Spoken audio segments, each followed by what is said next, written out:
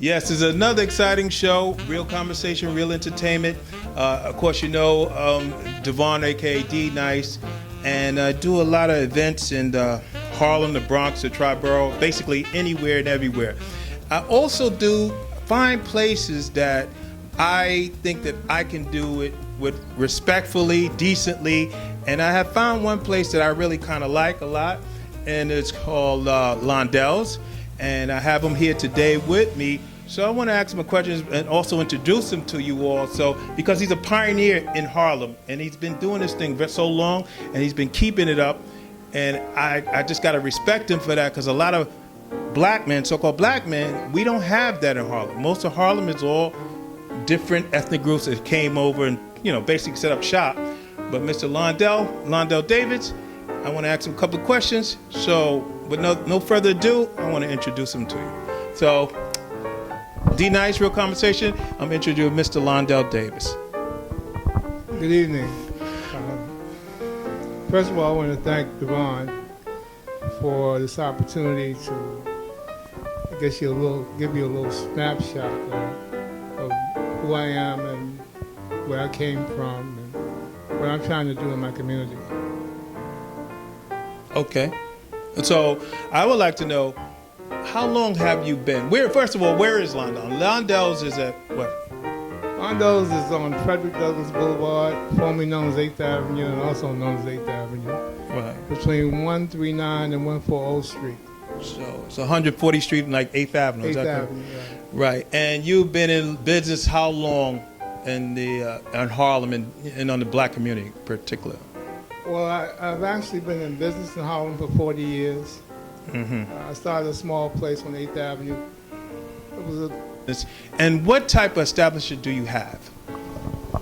Londel'S restaurant will have an anniversary, 26 years, this coming fall. It was started... when you said this fall in 2021? This year? 2021 yeah. will be 26 years. Mm-hmm. I've been in business in Harlem for 40 years, actually. My first endeavor was a small restaurant about the size of my office. It was called Deli Heaven, and my nephew and myself actually started it. I was everything to it. I was the so-called chef. I was the dishwasher.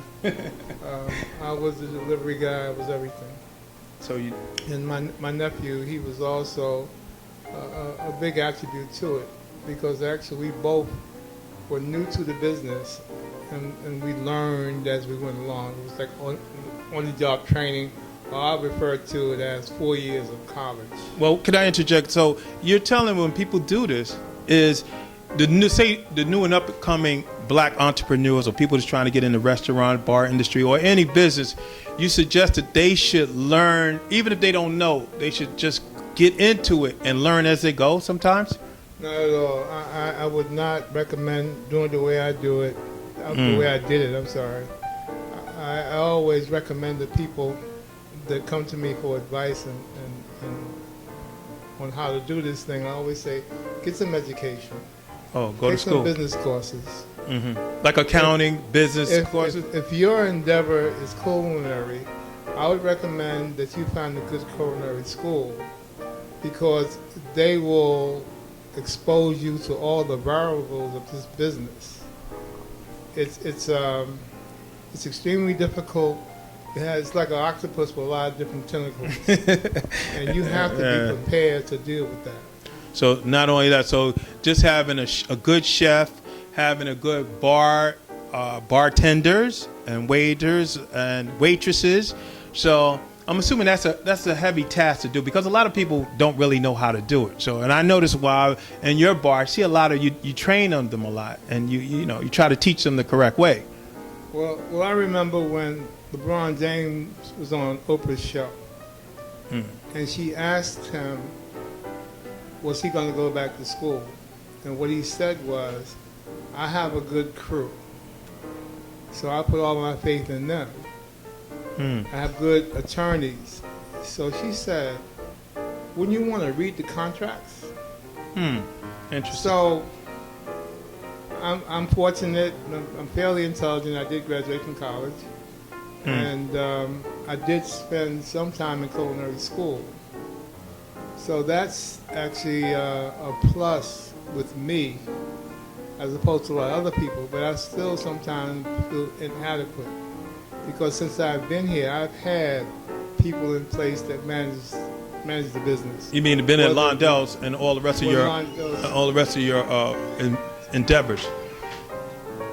Even though I know it's a headache doing it, but since you took on that initiative, I got to give you credit for that. Now, thank you for that, because you've been in business, like you said, 40 years, and you had how many? Well, right now, currently, you have how many establishments? 2 establishments now?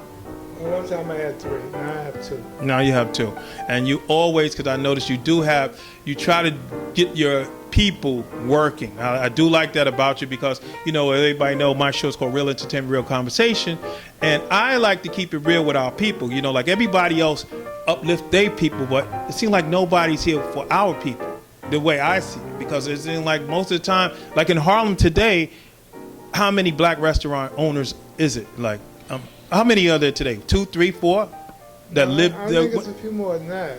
I think it may longevity like you did. It may be. There's several, but the difference in those guys and me, I'm homegrown.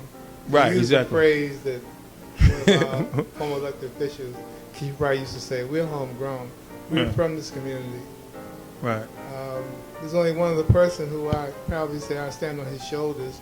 There was a fellow over on not Western Avenue. I'm sorry. This is Manhattan Avenue. His name was Mr. Perkins.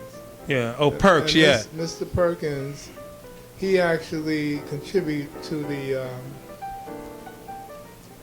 middle class, the black middle class, coming back uptown to Harlem to socialize. Yeah. Now you're going back about 15, 20 years now, because I remember Mr. Perks' place. It was very nice, upscale, and he's the type of guy that you like or would admire. And if any future people, entrepreneurs, is interested in the business, do you recommend that our people, which I'm like a stickler for this, I notice a lot of our people open up restaurants, they open up these little clubs, but it be low scale. It don't really be classy and upscale. You know what I'm saying? It's just not there. So what would you recommend to these people that's coming in? Do you recommend that they try to have a higher standard, or they just go with the regular flow, just open up and try to make the money off people without giving quality to the service?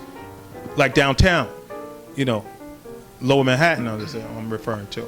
Well, I've been fortunate over my life, over my 75 years. I'm going to have a birthday soon. Mm-hmm. You're a Gemini like me, huh? It's interesting. No wonder we clash a little bit, but it's okay. Well, I have twin sons too, so I'm a real Gemini. Okay. All right. But anyway, they always refer to me as sort of like an uppity Negro. Okay. And I don't see myself as that. I see myself as intelligent. I'm sort of like a go-getter. I'm very aggressive.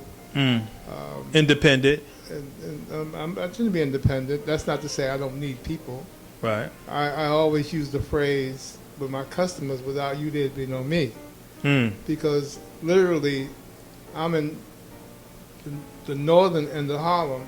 Right. On 140th 8th Avenue. People used to 140th and 8th Avenue, and most of the people, when the migration first started coming back uptown, they were on the southern end. So I'm up north.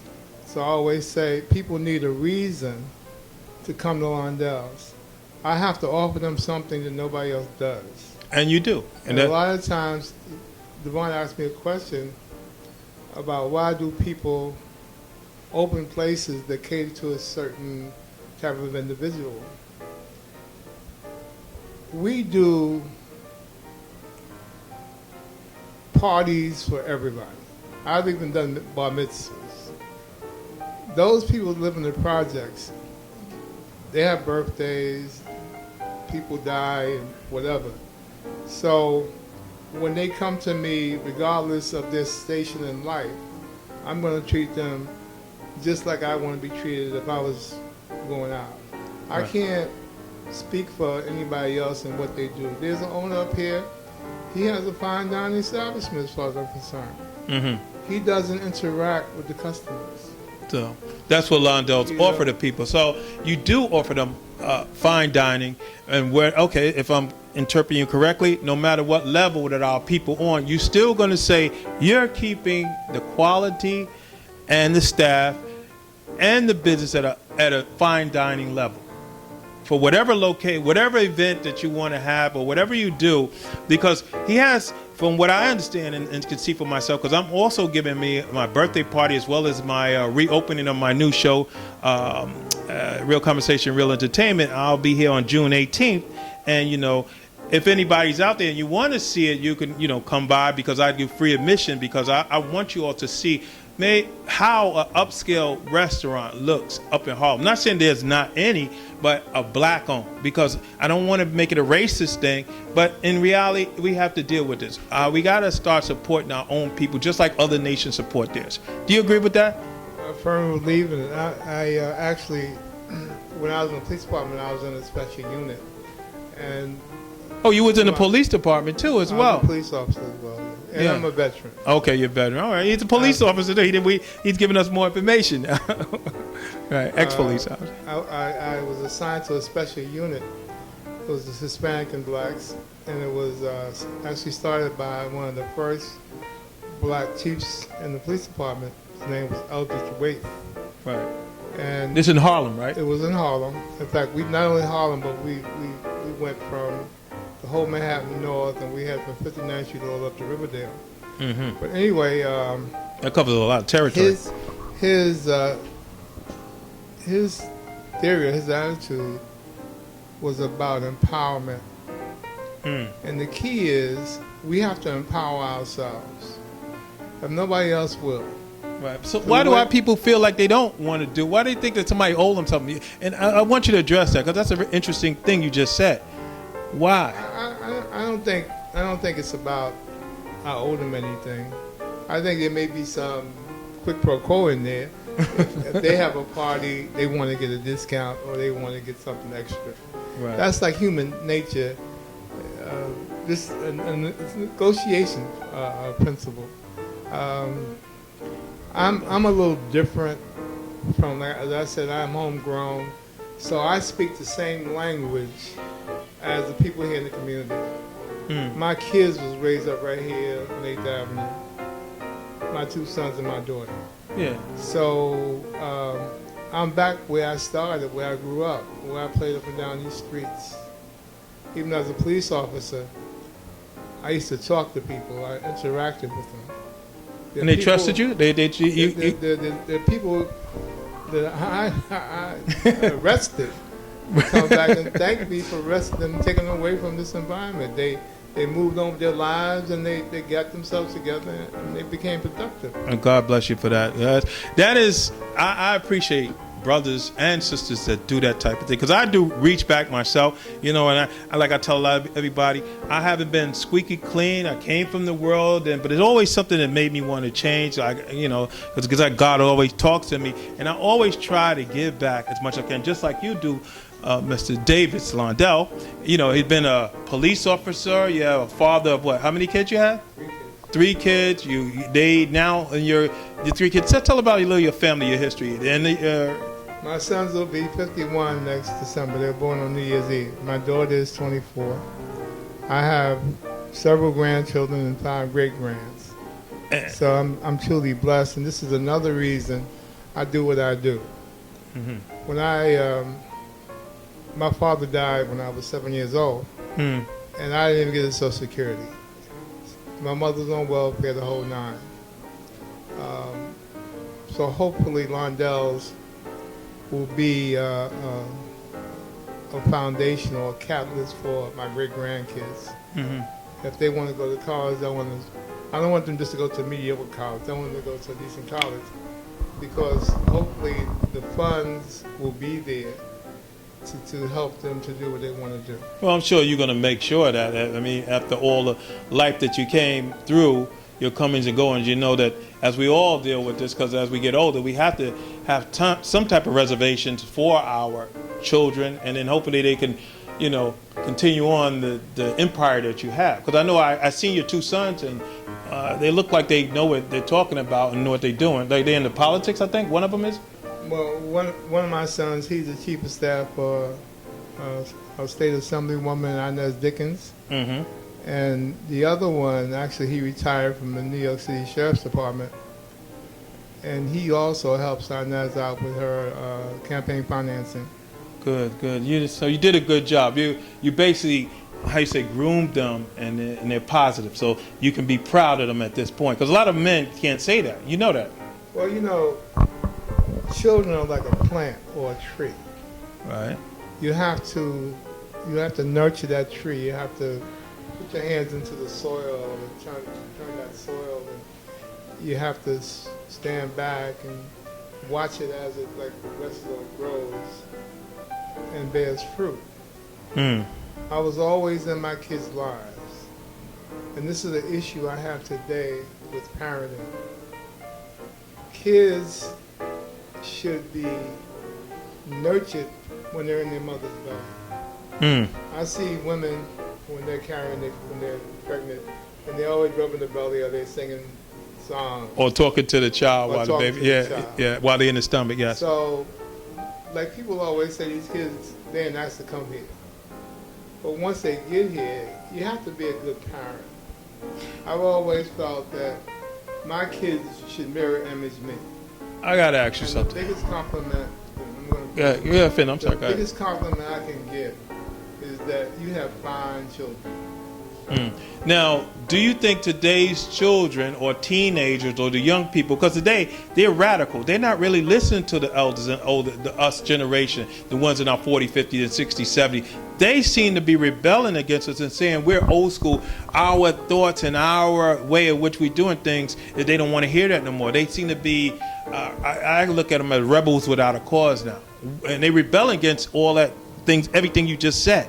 Well, I'm not just going to speak on our kids of black and kids of color. Caucasian people, Jewish people, Chinese, they all have the same problem with their children.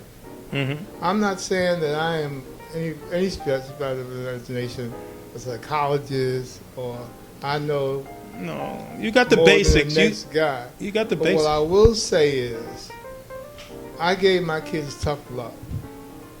I remember when Donna Ross was on a talk show. She said, when I pray for myself first. Because where would my kids be without me? And that makes all the sense in the world. Okay, fair enough, right? I'm not, my kids haven't been perfect. No kids are. But when they made missteps, I was right there. My daughter's the same thing. You was like a gardener. You kept watching the plant, right? This restaurant, I tell people it's like my child. And it is like my child because it requires a lot of nurturing, time, patience, consideration. So it didn't happen quickly for you. So your success took long. Nothing good comes fast. Right. It's a process. It takes time. It's a building process. And this business especially, it gives a lot, but it takes a lot. That's what you have to understand. People see the glamour. The money. He got a nice car, he wears these bow ties, all these clothes and stuff. Right. That's part of the uniform. Everybody that works in my establishment has a role to play. I don't demean anybody. I tell everybody they have value, especially to this restaurant here. I didn't do it by myself. Even though the first little restaurant I had, I did most of it by myself. Okay. Go do most of your stuff by yourself. Say that again, and then keep going. When I had my first little place, I did most of it by myself. But even though my nephew was there, and my sons would come in on the weekends, and they would clean, and sometimes they work behind the counter. They don't like it now because they have to do that. Yeah, because I was about to ask you that. How come if they're going to be part of the new regime? Because, I hear what you're saying, but this is going to be one of 3-part interviews because Mr. Londell is a very interesting man. And I can't get everything in on one interview. So this is the first of 3 interviews, and we will continue it. But now I want to go into something that's deep that people need to also hear, because I like to always do it. How do you feel? Are you a spiritual brother, or you just work off of, like some people go, well, I just deal with things. Do you have faith in God? What keeps you strong? What gives you the inner strength to continue on to do the things you do? Because it takes some type of fortitude inside a person. So what is your power base that you operate from? Well, I always use the expression, I wear this cross because at one time it was the death sentence to wear a cross. Right. To be killed for that. I always say that only by the grace of God go I. Now, I won't elaborate on that. Okay. Hopefully, the next time I get to talk to... it'd be the second part of the interview. Yes, we're going to get into that. I'll talk about faith. Right. And I must give a plug to my pastor. He's going through something right now, and if you people of faith watching me, I ask you to pray for my pastor, Reverend Calvin Butts. I'm an Abyssinian member for 27 years. In fact, to show you how strong it is, I used to smoke. When I first started, I was smoking. What do you mean with smoking? Smoking cigarettes. I'm sorry. I just was concerned a little bit. I walk into church every Sunday. Right. The minister, God bless him, he died. So, right. And he said, "You smell bad." Because you can smell the nicotine. Right. So anyway, I stopped smoking after about maybe a year, and that was a blessing. Good, because a lot of people don't understand that cigarettes is a killer, like a lot of other things is killers, but it's just so much I have on my mind. I asked Mr. Lonto, I can't get it all out because I want to say so many things, but I got to get back to the restaurant because I'm in his restaurant now. I'm in his office. He has a lot of salutations. He got awards. Matter of fact, I'm even going to give him a plaque myself, June 18th. Well, I didn't want him to know it, but I'm going to give him a plaque because I call it Real Entertainment, Real Conversation Awards for committing to our people and being an uplifting person and an image. Now, a lot of people don't like businessmen like yourselves. I don't even know if that's the right way, because a lot of people are envious of businessmen, especially our own people, because other nations have their businessmen, they look up and they support them, and they don't talk about, but for some reason our people always backstabbing and talking about our own kind. What do you think? Is that crab in a barrel type of mindset, or is that something we all need to work on and move forward up to address? And how can we address it? And that would be probably one of the last questions that I'm asking, so I want you to address that if you can. I don't know, How did you get by? I will say. How did you deal with it? I will say. Thank you. I came out of this block right around the corner. In fact, where my little dining room is, I worked there as a kid. I think I was 11 years old, or maybe I might have been 10. And I carried groceries and kept the store shelves full and stuff. I go to that block, and I go to the post office, and I always get flashbacks to when I was a child, when I was a kid. Went up and down that block, and every Saturday they play stickball. Yeah, when you didn't have no responsibilities. Huh? I always have responsibilities. And not like now. Not like now. My mother, like I said, she was on a fixed income, and I started working when I was 11. I was 10 actually. And my brother had gotten a job first, shining shoes, and he bought a pair of shoes, and I was envious of him. Oh. So I got me a job, and I started buying myself. But anyway, getting back to the block, I would go to that block, and people don't speak to me. Right. And I remember them way back when. There was a building in that block next to the post office. And they were supposed to renovate it, but the building became condemned, and they tore it down. The post office wanted to make it a parking lot. So at the time, my pew mate was Virginia Fields. She was the borough president.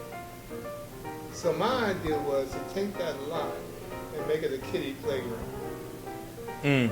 Because I've always felt that these babies from the womb, these toddlers, they're salvageable. Did you do it though, or that was a thought? I'm just asking. I got Virginia Fields to finance that project. She passed legislation on it. The stumbling block was the block association.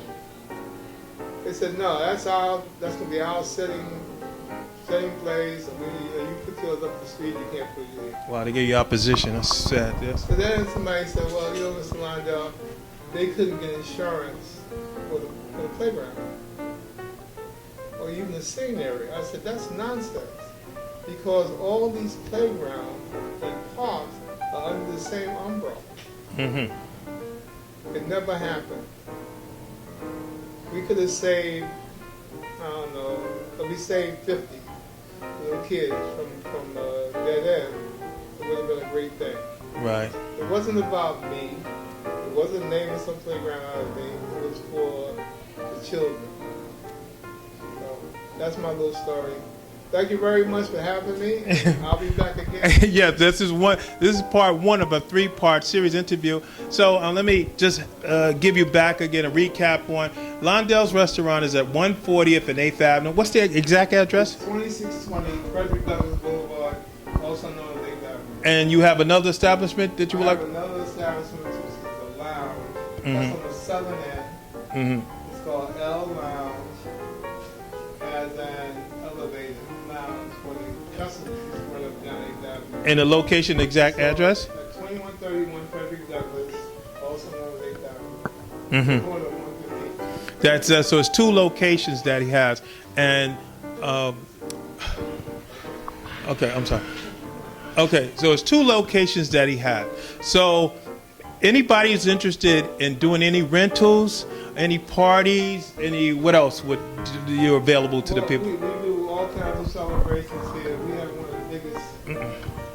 We do several different functions here, including repasses, and we did a lot of those since this thing with the COVID.